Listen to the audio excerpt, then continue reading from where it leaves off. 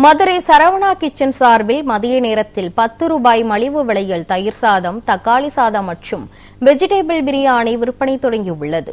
கோப்புத்தூர் ITI பேருந்து நிறுத்தம் முன்பு நடைபெற்ற நிகழ்ச்சியில் மலிவு விலையில் 10 ரூபாய்க்கு தயிர் சாதம், தக்காளி சாதம் மற்றும் வெஜிடபிள் பிரியாணி ஆகியவை வழங்கும் திட்டத்தை அதிமுக மருத்துவர் அணி இணை செயலாளர் டாக்டர் ப. சரவணன் தொடங்கி வைத்தார். கடந்த ஜனவரி மாதம் 19ஆம் தேதி முதல் டாக்டர் ப. சரவணன் ஏற்பாட்டில் சரவணா மருத்துவமனை மற்றும் சூர்யா டிரஸ்ட் ஆகியவை இணைந்து சரவணா கிச்சன் என்ற பெயரில் ஏழை மக்களுக்கான நடமாடும் மலிவு விலை உணவகத்தை தொடங்கி காலை உணவாக தேநீருடன் 3 இட்லி, இரவு உணவாக சிக்கன் மற்றும் முட்டை பிரியாணி விற்பனை செய்து வந்தனர். இந்த நிலையில் மலிவு விலையில் தயிர் சாதம், தக்காளி சாதம் மற்றும் வெஜிடபிள் பிரியாணி விற்பனை தொடங்கப்பட்டு உள்ளது.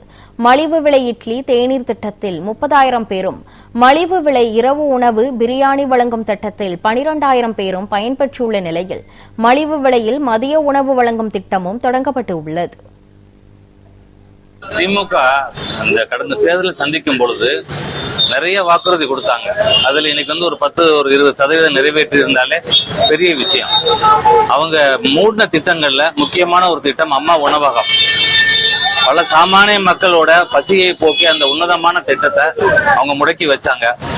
நாங்க என்ன செய்யறோம், அதிமுக சார்பாக நான் மதுரை சரவணா கிச்சன் என்று மதுரை வடக்கு தொகுதிக்கு முழு பறந்துபட்டு செய்ய முடியாது, வடக்கு தொகுதியை மட்டும் இப்ப கான்சென்ட்ரேட் பண்ணி என்ன செஞ்சிருக்கிறோம். கடந்த புரட்சி தலைவருடைய எம்ஜிஆர் அவரோட பிறந்த நாள் என்று நம்ம 3 இட்லியும் 1 டீயும் 10 ரூபாய் என்று நம்ம மதுரையில ஆரம்பிச்சோம்.